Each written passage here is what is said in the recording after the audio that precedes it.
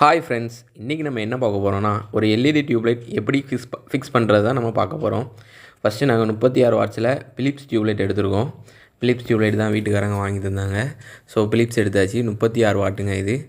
First அதை mark பண்ணுறதுக்காக ரசமட்டம் level spirit லெவலை யூஸ் பண்ணி ஃபஸ்ட்டு நம்ம இந்த மாதிரி வச்சு கரெக்டாக மார்க் பண்ணணுங்க. கரெக்டாக ட்ரில் போடுற பக்கம் இப்போ கரெக்டாக சென்டரில் கரெக்டாக அந்த ஒயர் தான் அதோட சென்டராக இருக்கும். அந்த சென்டரில் ஸ்ப்ரிட் லெவல் வச்சுட்டு இந்த மாதிரி இந்த பக்கத்துலேருந்து டியூப்லைட்லேருந்து ஒரு அடி கழிச்சு இந்த பக்கத்துலேருந்து ஒரு அடி கழிச்சு நீங்கள் மார்க் பண்ணிங்கன்னா டியூப்லைட் கரெக்டாக இருக்கும்.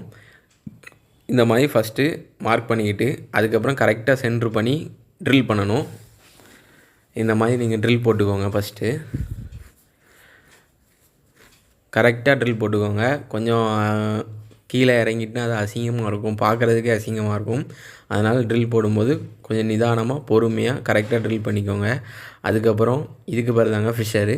அப்புறம் 2 ஸ்டார் ஸ்க்ரூ எடுத்துருக்கோம். 1.5 இன்ச்சில் 1.5 இன்ச்சில் ஸ்டார் ஸ்க்ரூ எடுத்துகிட்டு 2 ஃபிஷர் எடுத்துருக்கோம். ஃபிஷர் போடுங்க மேக்ஸிமம். ஏன்னா இப்போலாம் கட்டைக்குச்சிலாம் அடிச்சாச்சுன்னா அது சீக்கிரமாக அது இத்து போயிடும் பார்த்துக்கோங்க. ஃபிஷர்னால் அது பாட்டுக்கு பிரச்சனையே இல்லாமல் இருக்கும். 6ஆம் number fissure, 1.5 inch star screw, இன்னொன்று 32 கேட்டு ஸ்டார் ஸ்க்ரூன்னு சொல்லுவாங்க.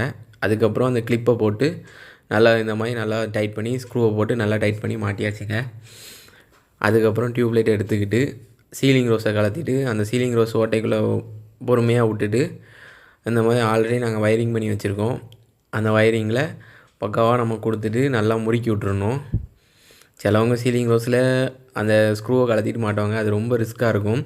நீங்கள் வயரிங் பண்ணும்போதே அந்த ஸ்லீவை கொஞ்சம் அதிகமாக எடுத்து விட்டு இந்த மாதிரி வச்சிட்டிங்கன்னா உங்களுக்கு ஈஸியாக மாட்டிடலாம். மாட்டிட்டு சீலிங் ரோஸை மாட்டிட்டு இந்த டியூப்லைட்டை ஒரு புஷ் பண்ணால் போதுங்க, அது மாட்டிக்கிடும். அவ்வளோதான். கரெக்டாக அந்த காடியில் போய் உட்காந்துரும். அவ்வளோதான். கரெக்டாக இருக்கான்னு பார்த்துட்டு ஓகேவாயிரும். இவ்வளோதாங்க, சிம்பிள். தேங்க்யூ ஃபார் வாட்சிங் மை வீடியோ. Like, subscribe.